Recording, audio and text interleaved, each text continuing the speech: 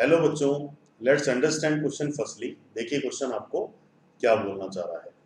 Question में दिया जाता है compound P on treatment with Br2 with FeBr3 Lewis acid produces a single isomer. That means कि जब इसका ब्रोमिनेशन हम करेंगे तो सिंगल आइसोमर बनेगा। CCl4 produced a single isomer C8H8O2Br while heating with P with soda lime it provide टॉलिन। तो एक compound P है, जब इस P का ब्रोमिनेशन हम करते हैं in presence of Lewis acid FeBr3। Lewis acid है, इसका मतलब अटैकिंग रिएजेंट आपका क्या रहेगा, ब्रोमोनियम आयन।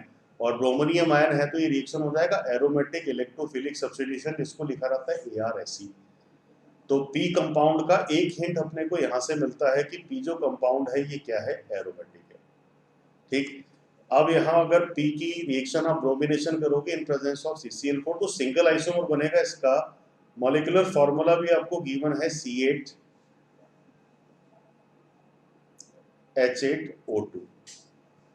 तो इस हिंट के बाद अब ये बोलता है कि अगर इस P को सोडा लाइम के साथ भी हम हीटअप कर रहे हैं, soda lime is a mixture of stronger base NaOH and calcium oxide, और सोडा लाइम के साथ हीटिंग का मीनिंग होता है decarboxylation, removal of CO2।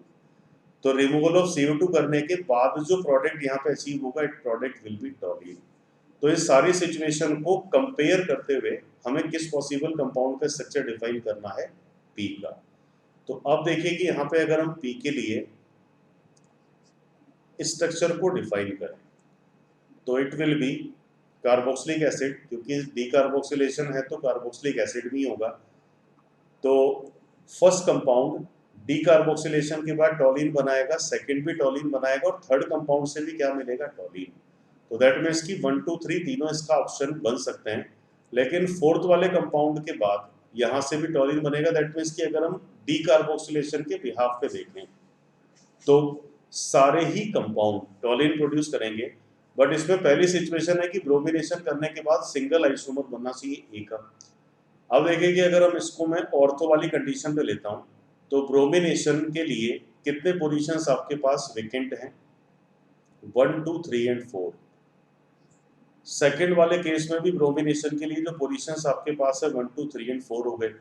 Third वाले केस में अगर मैं ब्रोमिनेशन कर रहा हूँ तो ब्रोमिनेशन में carboxylic group is electron withdrawing -R। जब भी आप ब्रोमिनेशन करोगे तो ये मेटा डायरेक्टिंग होता है, और मेटा डायरेक्टिंग तो ये दोनों पोजीशन है जो कहीं ना कहीं सेम ही है। तो पैरा वाले में अगर हम ब्रोमिनेशन करेंगे तो only single isomer product is possible, और इसी को अगर हम सोडा लाइम की प्रेजेंस में हीटअप भी कर दें तो CO2 जाने के बाद ये ब्रोमोटॉलिन ही बनाएगा। तो इस बिहाफ पे अगर कंपेयर किया जाए तो इन चारों में से किस ऑप्शन को एक राइट चॉइस कहा जा सकता है, ऑप्शन नंबर 3 को। तो I hope you all understood this question. All the best.